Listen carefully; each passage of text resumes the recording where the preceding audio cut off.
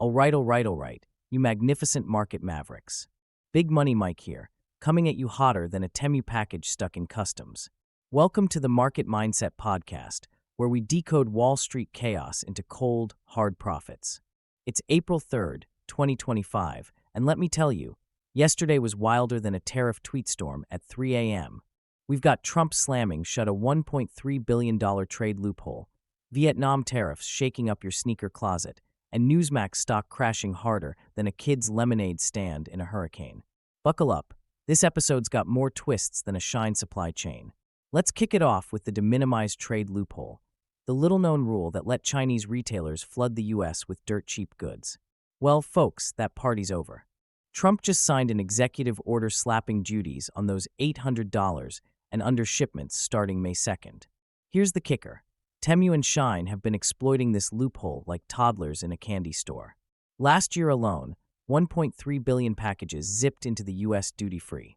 Now, they'll pay 30% of the item's value, or $25 per package, rising to $50 by June.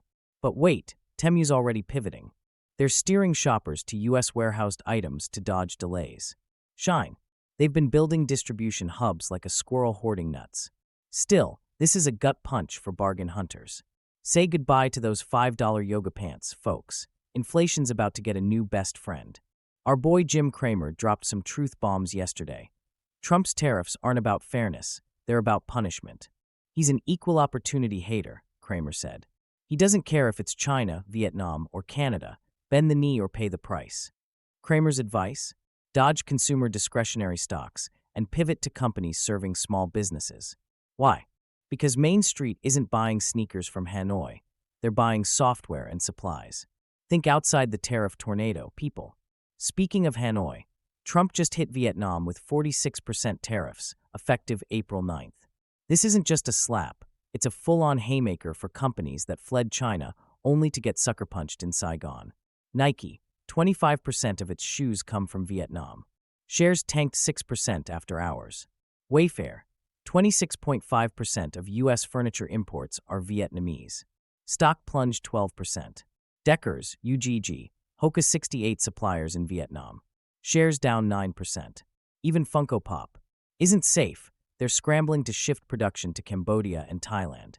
Pro tip: if your Easter egg decorating kit costs more this year, blame Hanoi. Now let's talk about the wildest ride on Wall Street, Newsmax.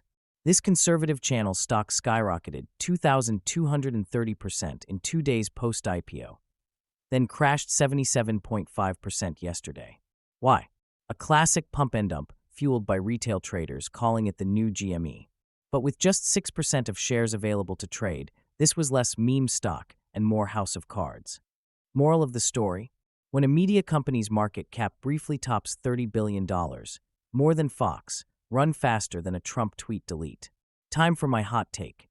I'm eyeing Steve Madden, the shoe king that's already pivoting 45% of production out of China to Mexico, Brazil, and Cambodia.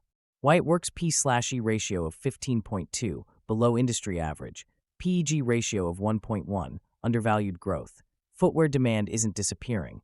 It's just moving factories. For you options daredevils, grab a Steve Madden October 2025 $50 call.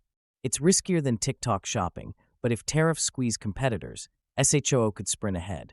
Tomorrow's going to be a roller coaster. S&P 500, flat to slightly down as tariff fears linger. Dow, industrials like Caterpillar could bounce on infrastructure bets. Nasdaq, tech stays shaky unless earnings surprises save the day. Watch for advertisers pulling back. They're demanding flexible contracts to dodge tariff chaos. If Super Bowl-style ad spends dry up, media stocks could tank faster than Newsmax's credibility. That's all for today, you beautiful bulls and bears. Remember, in this market, adaptability is king. Stay nimble, stay skeptical, and may your portfolio be as resilient as a Temu package surviving customs. Big Money Mike signing off. Catch you next time.